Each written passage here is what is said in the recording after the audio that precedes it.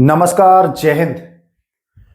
तो आज आइए सुप्रीम कोर्ट से संबंधित एक धमाकेदार वीडियो।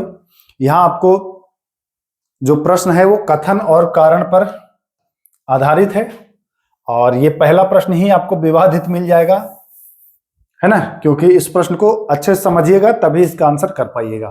तो देखिए, ऐसे लगभग 17 प्रश्न हैं जो सुप्रीम कोर्ट से। इससे पहले मैंने हाई कोर्ट पर वीडियो उपलब्ध करा दिया है, जाकर के देख लीजिए।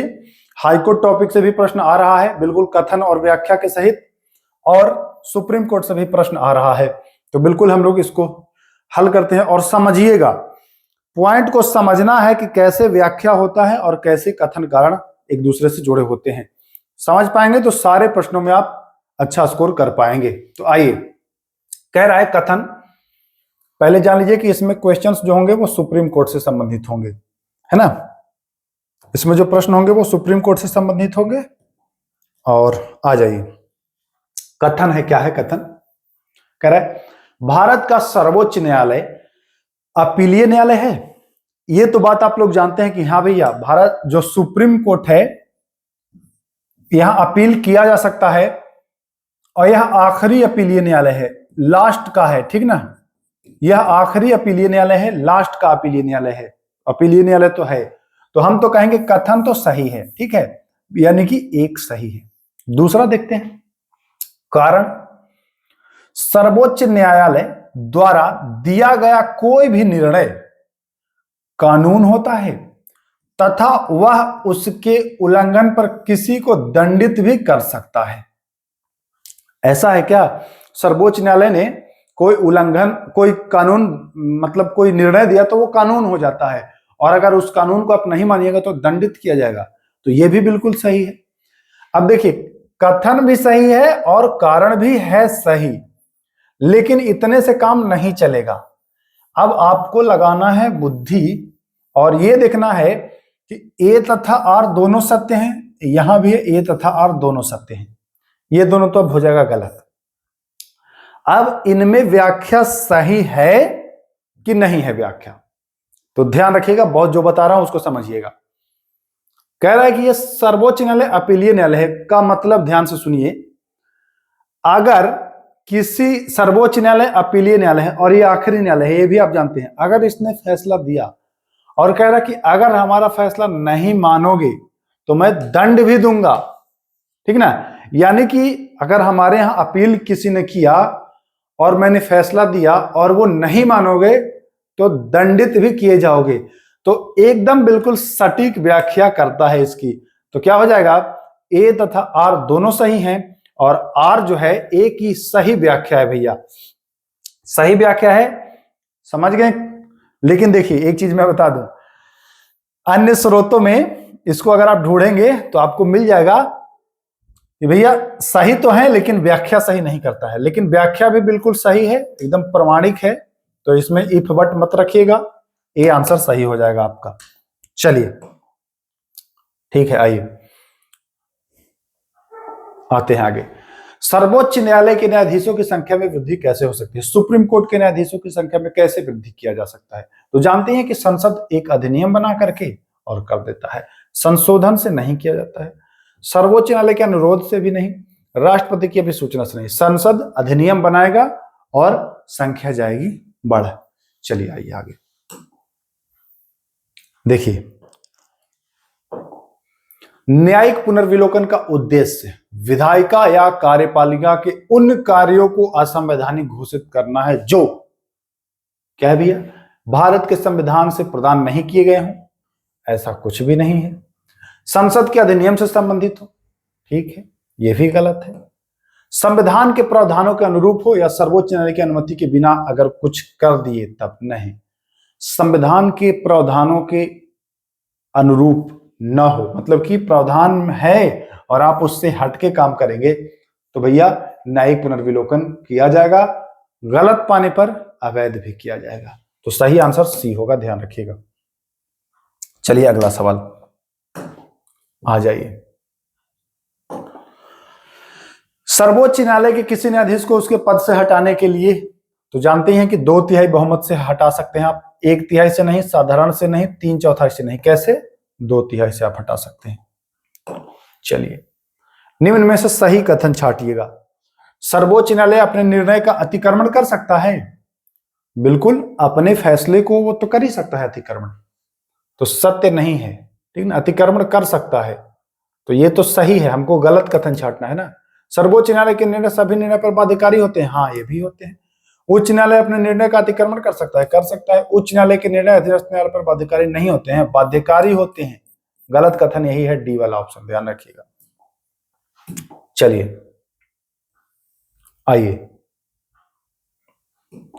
निम्न में से कौन सी श्रेणी सर्वोच्च न्यायालय के अपीलीय क्षेत्राधिकार में नहीं आती है, सुप्रीम कोर्ट में नहीं आता है? ध्यान रखिएगा, दीवानी, फौजदारी एवं संवैधानिक मामला, ठीक, केवल संवैधानिक मामला, केंद्र एवं राज्यों के बीच का विवाद। देखिए, केंद्र और राज्यों के विवाद जो है ना, ये सुप्रीम कोर्ट का मूल क्षेत्राधिकार है, ठीक है, ये मूल क्षेत्राधिकार है। यहां क्या कह रहा है? अपीलीय क्षेत्राधिकार। अपीलीय का मतलब क्या, मैं समझा देता हूं आपको। जैसे आप हाईकोर्ट में कोई दीवानी मामला या फौजदारी मामला या फिर आपके अधिकारों का हनन होता है तो जाते हैं, आप हाईकोर्ट से ठुकरा दिया गया, तब वो मामला जाएगा कहां? सुप्रीम कोर्ट में, तो वो सुप्रीम कोर्ट अपीलीय न्यायालय का काम कर देगा। लेकिन जब केंद्र और राज्य के बीच मामला है, केंद्र और राज्य के बीच मामला है, तो भाई केंद्र तो सीधा ही सुप्रीम कोर्ट चाहेगा जाना, चाहेगा कि नहीं? तो इसमें मूल क्षेत्राधिकार ये सुप्रीम कोर्ट का है, ये प्राथमिकता देगा इसको, ये क्योंकि मूल क्षेत्राधिकार है। तो ध्यान रखिएगा, ये मूल क्षेत्राधिकार है। राज्यों के बीच विवाद है, ये केंद्र और राज्य का है, तो केंद्र जब आ गया तो ये सुप्रीम कोर्ट का मूल क्षेत्राधिकार आ जाता है। चलिए, ये उच्च न्यायालय वाला प्रश्न मैं कराया हूं, इसको कैसे हटाया जा सकता है? तो संसद 2/3 बहुमत से पारित करे, तो ये उच्च न्यायालय वाले वीडियो में ये दिया गया है। न्यायिक पुनर्विलोकन भी उच्च न्यायालय वाले में वीडियो में ये दिया गया है कि संविधान के अधिनियम जो संविधान के प्रावधानों के अनुरूप न हो, ये भी करा दिया गया है। तो जो करा दिया गया उसको मैं छोड़ दे रहा हूं। ये भी करा दिया गया है, जब न्यायाधीशों को नियुक्त करना होता है तो राज्यपाल राज्य से संपर्क करते हैं, ये भी करा दिया गया है। प्रश्न को देख लीजिएगा पिछला वीडियो, इसलिए इसको नहीं करा रहा हूं। देखिए, ये भी करा दिया गया है। संविधान के किस अनुच्छेद के तहत सर्वोच्च न्यायालय एवं उच्च न्यायालय को मौलिक अधिकार? तो 32 और 226, दोनों प्रश्न, ये सारे प्रश्न आ गए हैं। चलिए, ये भी प्रश्न उच्च न्यायालय के मूल क्षेत्राधिकार में नहीं है, तो ये भी प्रश्न करा दिया हूं कि 143 वाला मूल क्षेत्राधिकार जो है सुप्रीम कोर्ट का है, ये परामर्शदायी। चलिए, अब जो प्रश्न आएगा, हाँ ये भी प्रश्न करा दिया हूं भैया। देखिए, भारत के सर्वोच्च न्यायालय का, तो ये कानून बनाकर संसद, हाँ यहां से आवाज आइए, फिर से शुरू हो गया है। आइए, कह रहा सर्वोच्च न्यायालय का न्यायाधीश बनने वाले व्यक्ति की आयु कितनी होनी चाहिए? जैसे आपको सुप्रीम कोर्ट का न्यायाधीश बनना है तो आपकी उम्र कम से कम कितनी होनी चाहिए? 30, 35, 40, या कोई आयु निर्धारित नहीं है, ठीक है। तो ध्यान रखिएगा, न्यूनतम आयु का उल्लेख नहीं है, तो क्या हो जाएगा? कोई आयु निर्धारित नहीं है। अधिकतम आयु बशर्ते आप क्रॉस ना किए हों, यानी कि 65 से आप पार ना किए हों, न्यूनतम आयु का उल्लेख कहीं नहीं है, तो डी हो जाएगा इस हिसाब से सही आंसर। चलिए अगला सवाल, अब आएगा मजा, कथन और कारण। सर्वोच्च न्यायालय अपने स्वयं के निर्णय मानने के लिए भी बाध्य है। जैसे कोई मामला पर सुप्रीम कोर्ट ने दे दिया फैसला, तो क्या अब उसको अपना फैसला भी मानना पड़ेगा या उसको ठुकरा भी सकता है? ठीक है, तो ध्यान रखिएगा, सर्वोच्च न्यायालय अपने मामले को गलत करार दे सकता है। बहुत बार ऐसा हुआ है जब सुप्रीम कोर्ट ने कहा है कि हमारे जो पहले के जो फैसले हैं वो गलत हैं, तो ये मुकर सकता है। तो ये तो क्या हो जाएगा? कथन तो गलत हो गया। कथन जो है वो क्या है भाई? तो कथन तो सर गलत है। कारण, सर्वोच्च न्यायालय द्वारा दिए गए निर्णयों को मानने के लिए सभी अन्य न्यायालय बाध्य है। हाँ, कारण सही है, कथन गलत है, कारण सही है, यानी कि ए गलत है, आर सही है। ए असत्य है, आर सत्य है, तो हो जाएगा डी ऑप्शन सही। समझिएगा पॉइंट को और बढ़ते चलिए। आइए अगला सवाल, भारत के संविधान में न्यायिक पुनर्विलोकन, तो न्यायिक पुनर्विलोकन विधि द्वारा स्थापित प्रक्रिया। अगर विधि के विरुद्ध आप काम करेंगे तो आप फिर से उसका पुनर्विलोकन किया जाएगा। राज्यों के बीच विवाद सर्वोच्च न्यायालय के किस क्षेत्राधिकार में आते हैं? आया है। राज्यों के बीच विवाद अगर है तो सर्वोच्च न्यायालय का वो मूल क्षेत्राधिकार है। केंद्र और राज्य के बीच अगर कोई विवाद हो गया है, कोई मुठभेड़ हो गया है कोई मामला पर, तो वो आएगा मूल क्षेत्राधिकार में। ये मैं आपको बताया हूं ना, ये मैं पहले जो क्वेश्चन आया उसमें मैं इसको कराया भी हूं विवाद वाला, तो यहां भी मूल हो जाएगा। अब मुझे लेकिन डाउट हो रहा है कि वहां और भी ऑप्शन थे क्या, मैं एक बार देख लूं, नहीं फिर आपका कंफ्यूजन, क्योंकि कंफ्यूजन नहीं रहना चाहिए एग्जाम में भैया।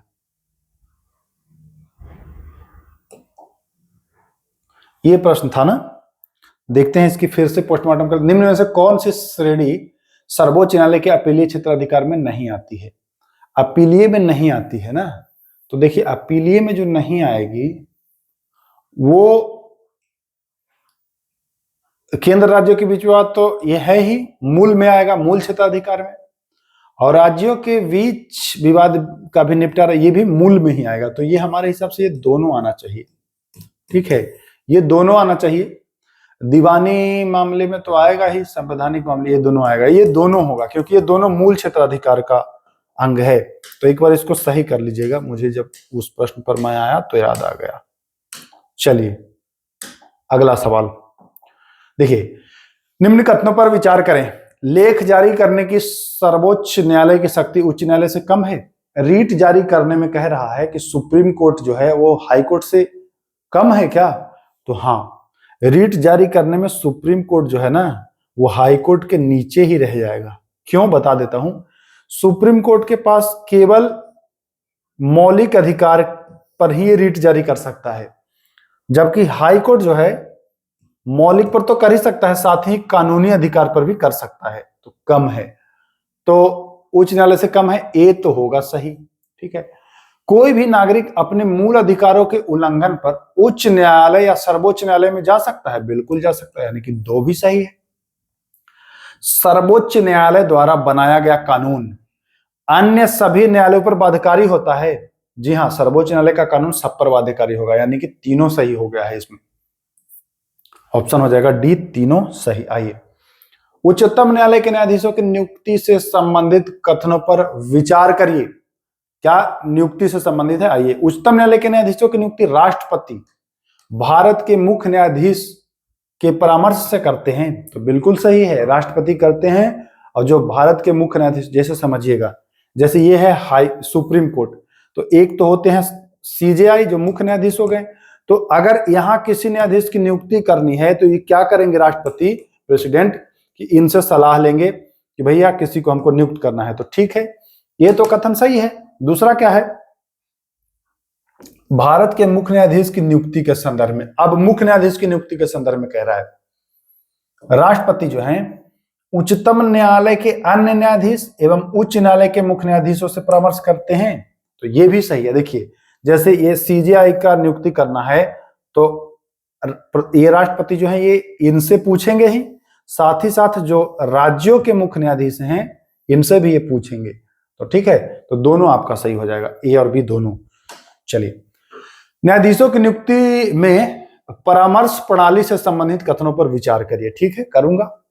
न्यायाधीशों की नियुक्ति के मामले में भारत के मुख्य न्यायाधीश द्वारा दी गई सलाह राष्ट्रपति के लिए बाध्यकारी होती है। ध्यान से फिर से पढ़िएगा, कह रहा है कि न्यायाधीशों की जो नियुक्ति के मामले में भारत का जो मुख्य न्यायाधीश द्वारा दी गई सलाह राष्ट्रपति के लिए बाध्यकारी, तो जी हाँ, मुख्य न्यायाधीश जिसको रिकमेंड कर दिया उसी को राष्ट्रपति बनाएगा, बाध्यकारी है, अपने मन से आप नहीं बना सकते हैं, तो बाध्यकारी तो है। दूसरा क्या कह रहा है, यानी ये तो सही है, भारत के मुख्य न्यायाधीश राष्ट्रपति को सलाह अपने 4 वरिष्ठतम सहयोगी न्यायाधीशों के विचार के बाद देंगे। ये जो सलाह देंगे क्या 4 लोगों से पूछ के देंगे? तो जी हाँ, अपने से नहीं दे सकते हैं, और इन चारों में अगर 2 से कम ने सलाह दिया है तो वो सलाह ये नहीं मानेंगे, तो इसलिए दोनों यहां भी सही है, ए और बी यहां भी सही है। आइए, उच्चतम न्यायालय के न्यायाधीश को हटाने से संबंधित कथनों पर विचार करिए। अब उच्चतम न्यायालय के न्यायाधीश को हटा देना है, कैसे हटाएंगे देखिएगा।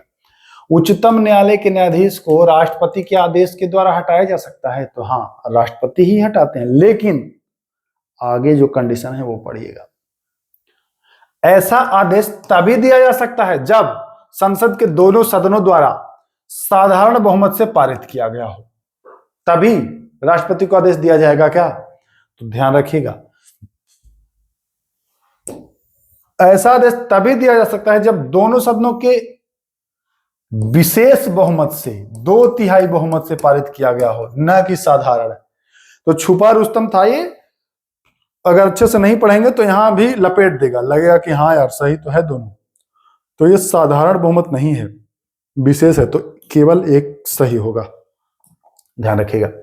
कार्यकारी मुख्य न्यायाधीश की नियुक्ति, देखिए 2 तरह के न्यायाधीश होते हैं। कार्यकारी में होगा, एक तो रिटायरमेंट के बाद एक कार्यकारी बनता है, और एक कार्यवाहक मुख्य न्यायाधीश बनना है। तो यहां कार्यकारी मुख्य न्यायाधीश कह रहा है, और केवल कार्यकारी न्यायाधीश कहेगा तो बदल जाएगा पूरा पैटर्न। दोनों को मैं बताऊंगा। कह रहा है कार्यकारी मुख्य न्यायाधीश की नियुक्ति से संबंधित कथनों पर विचार करिए। क्या विचार करना है भाई? कार्यकारी मुख्य न्यायाधीश की नियुक्ति राष्ट्रपति करता है। अभी अगर आपने हमारा सुप्रीम कोर्ट हाई कोर्ट वाला वीडियो देखा होगा तो उसमें मैंने बताया था अलग, लेकिन वो कंडीशन था। यहां देखिए, तो कार्यकारी मुख्य न्यायाधीश की नियुक्ति राष्ट्रपति करता है, तो हाँ करता है, यानी एक सही होगा। दूसरा, यह नियुक्ति अस्थायी अवधि के लिए की जाती है, तो जी हाँ अस्थायी अवधि के लिए ही की जाती है, तो दोनों सही है। ध्यान रखिएगा, ये कार्यकारी मुख्य न्यायाधीश कहे तो राष्ट्रपति नियुक्त करता है, और कार्यकारी न्यायाधीश कहे, ठीक है ना, मुख्य क्या हटा दे, कार्यकारी न्यायाधीश कहे तो उसको मुख्य न्यायाधीश चुनेगा। दोनों पॉइंट ध्यान रखिएगा, कार्यकारी मुख्य न्यायाधीश तो राष्ट्रपति चुनेगा, और कार्यकारी न्यायाधीश तो मुख्य न्यायाधीश चुनेगा। दोनों पॉइंट को क्लियर कर लीजिए आप। तदर्थ न्यायाधीश की नियुक्ति से संबंधित कथनों पर विचार करिए। तदर्थ न्यायाधीश की नियुक्ति राष्ट्रपति द्वारा की जाती है, राष्ट्रपति कर सकता है तदर्थ न्यायाधीश की नियुक्ति। आगे चलिए, यह नियुक्ति भारत के मुख्य न्यायाधीश द्वारा तथा संबंधित उच्च न्यायालय के मुख्य न्यायाधीश तथा राष्ट्रपति से परामर्श के बाद करते हैं। बहुत जटिल प्रश्न है। कह रहा है कि तदर्थ न्यायाधीश की नियुक्ति, तो तदर्थ न्यायाधीश की नियुक्ति राष्ट्रपति क्यों करेगा? राष्ट्रपति तदर्थ की नहीं करेगा और कार्यकारी न्यायाधीश की नहीं करेगा, बाकी मुख्य न्यायाधीश की करेगा और ऐसे न्यायाधीश की करेगा। तदर्थ का कौन करता है? भारत के मुख्य न्यायाधीश करते हैं, लेकिन संबंधित उच्च न्यायालय के मुख्य न्यायाधीश से और राष्ट्रपति से परामर्श के बाद करते हैं। तो केवल 2 सही होगा यहाँ, 22 का ध्यान रखिएगा। चलिए, प्रश्न ऐसे ही दिमाग दर्द करा दे रहा है। बताइए, जब यहां जो रिलैक्स मूड में है तब समस्या हो जा रही है, परीक्षा हॉल में तो हम समझ सकते हैं बहुत दिक्कत होगी, लेकिन करना क्या है, तब भी आपको मैं बता रहा हूं कि 50 के आसपास आप स्कोर कर दीजिए, और आइए मेंस के लिए फिर हम एकदम इसी पैटर्न पर हर सब्जेक्ट के क्वेश्चंस करा दूंगा। इतना करा दूंगा कि बिल्कुल हलवा लगने लगेगा फिर आपको ये वाला। आइए, किसी सेवानिवृत्त न्यायाधीश को उच्चतम न्यायालय में कार्य करने के लिए अनुरोध किया जा सकता है। जैसे कोई न्यायाधीश रिटायर्ड हो गया, ठीक है, कोई न्यायाधीश क्या हो गया? रिटायर हो गया। अब इसको कहां काम कराना है? सुप्रीम कोर्ट में कराना है काम, उच्चतम न्यायालय में। तो कैसे क्या होगा कि ये काम करेगा? कह रहा है ऐसा अनुरोध संबंधित व्यक्ति की पूर्व अनुमति के पश्चात ही, क्या जैसे कि जिसको नियुक्त करना है उससे पहले पूछा जाए कि भाई ऐसा ऐसा बात है यार, करोगे? ठीक है, तो पहले उनसे अनुमति लेना जरूरी है, यानी कि एक तो सही है। दूसरा, ऐसा अनुरोध राष्ट्रपति की पूर्व अनुमति के बाद ही किया जा सकता है। हाँ, ये जो अनुरोध कर रहे हैं ना, ये पहले राष्ट्रपति से पूछना है कि देखिए ऐसी ऐसी बात है, एक आदमी को रखना चाहते हैं, रिटायर कर गया है और आदमी यहाँ कम है, तो क्या करें? तो राष्ट्रपति अनुमति देंगे कि हाँ ठीक है, तो फिर आप करिएगा। तो यहां भी दोनों सही हो जाएगा। चलिए, आइए अगला सवाल। उच्चतम न्यायालय के स्थान से संबंधित कथनों पर विचार करना है। स्थान से संबंधित, देखिए उच्चतम न्यायालय का स्थान दिल्ली में है, जानते ही आप, तो उच्चतम न्यायालय का स्थान दिल्ली घोषित किया गया है, तो एक तो सही है। संसद कानून बनाकर उच्चतम न्यायालय के स्थान में परिवर्तन कर सकती है, जैसे दिल्ली से कहीं और कर सकती है संसद, तो संसद के पास ये अधिकार नहीं है। उच्चतम न्यायालय के स्थान का निर्धारण मुख्य न्यायाधीश ही कर सकते हैं, ठीक है।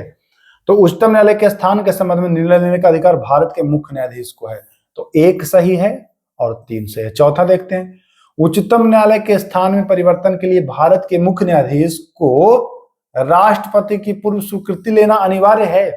ये बहुत बढ़िया पॉइंट है चौथा, देखिए समझिएगा। पढ़ने के बाद भी, जैसे इतना कुछ याद करने के बाद भी आपको लगा कि अरे यार फिर फंस जाएगा, तो ध्यान रखिएगा। ये लिखा तो हुआ है कि उच्चतम न्यायालय के जो मुख्य न्यायाधीश हैं वो राष्ट्रपति से परामर्श लेंगे, लेकिन ये जो शब्द दे दिया गया है ना, ये लिखा हुआ है कि परामर्श लेंगे, लेकिन ये वैकल्पिक है, अनिवार्य नहीं है। तो इस छोटे से पॉइंट को भी आपको पकड़ना है कि ये तो पूरी लाइन लिखा हुआ मिलेगा आपको, लेकिन लास्ट में ये भी लिखा हुआ मिलेगा कि भैया ये वाला जो सिस्टम है ना, ये वैकल्पिक है, ऑप्शनल है, अनिवार्य नहीं है। लेकिन यहां क्या कह रहा है कि अनिवार्य है, तो नहीं, ये वाला कथन गलत हो जाएगा। तो क्या सही होगा? 1 और 3। बहुत अच्छा प्रश्न है ये। ऐसे ऐसे प्रश्न अगर आ गए फिर तो भाई साहब आप लोग तो पढ़ लिए हैं, तो कम से कम अब कर लेंगे। तो केवल 1 और 3, जो नहीं पढ़ा है वो तो माथा पकड़ लेगा कि हाय रे ये क्या हुआ। तो इसीलिए कह रहा हूं कि अब जो हुआ है उसको होने दीजिए, कूल रहिए, दिमाग को ठंडा रखिए, बहुत ज्यादा टेंशन मत लीजिए। तो चलिए इतने ही प्रश्न थे, हाई कोर्ट भी करा दिया, सुप्रीम कोर्ट भी करा दिया, पूरा कंप्लीट करा दिया है, ठीक ना। अब ये पॉलिटी की संभवतः आखिरी कक्षा है बिहार दरोगा प्रारंभिक परीक्षा के लिए, ठीक है। अब मैं कामना करता हूं आप लोग अच्छे से एग्जाम दें, जो भी स्कोर हो उसका सम्मान करिएगा। एक चीज मान लीजिए, कठिन है तो सबके लिए है, केवल आपके लिए कठिन नहीं है। तो जितना भी हो सके अच्छे से एग्जाम दीजिए और सही करने की कोशिश करिए, बाकी रिजल्ट देखा जाएगा, ठीक है। रिजल्ट होगा, 50 भी कर देंगे तो होगा रिजल्ट, ठीक ना। चलिए फिर मिलते हैं, नमस्कार।